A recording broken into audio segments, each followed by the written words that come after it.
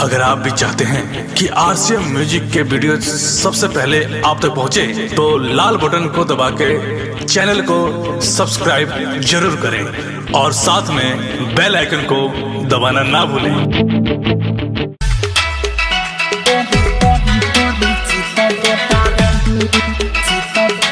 Ramban DJ mixing सीखने के लिए संपर्क करें। Mobile number 76 32 87 04 85। खुरपी डेली लेके चललू करे घसा बाही। अच्छा। हम रहनी पानी पटावत गइलू तू भेटाई। देखी के हे मन बड़ी करे बहिया में करी चितपटरे। देखी के हे मन बड़ी करे बहिया में करी चितपटरे।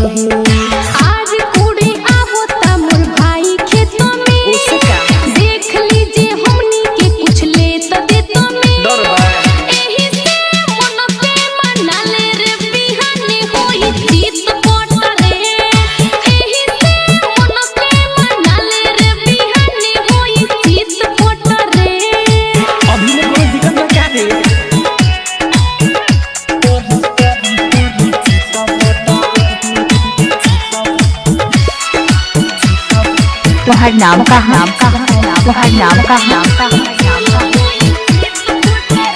सीख है राजा। Mobile number 76 32 87 04 85। देखी के जवानी रोटी के घोट जा तू लाहे लाहे रहनी। ऐसन बात बा। अरे हो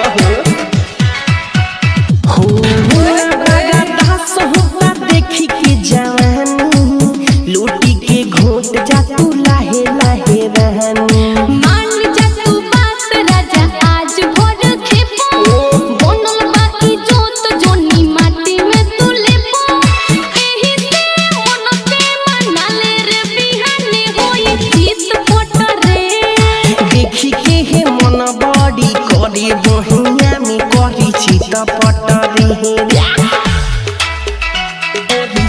तुहार नाम का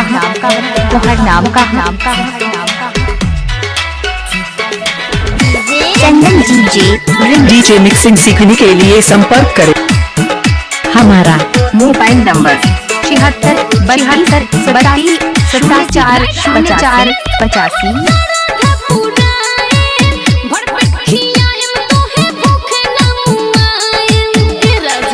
बोला ना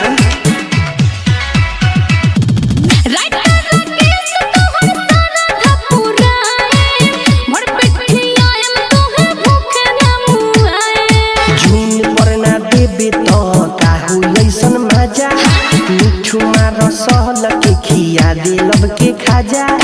देखी के हे मन बड़ी करे बहिया में करी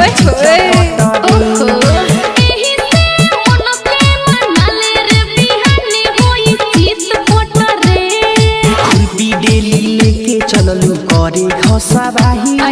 हम रहनी पानी पटावत गइलू तू भेटाई।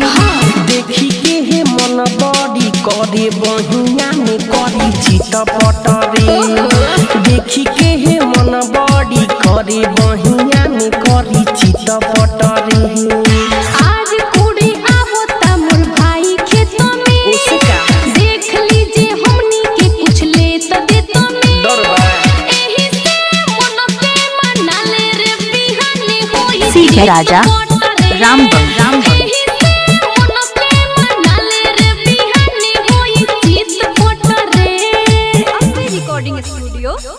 डाउनलोड कीजिए RCM music official app play store से। आरसीएम म्यूजिक के सारे ऑडियो वीडियो डाउनलोड करने के लिए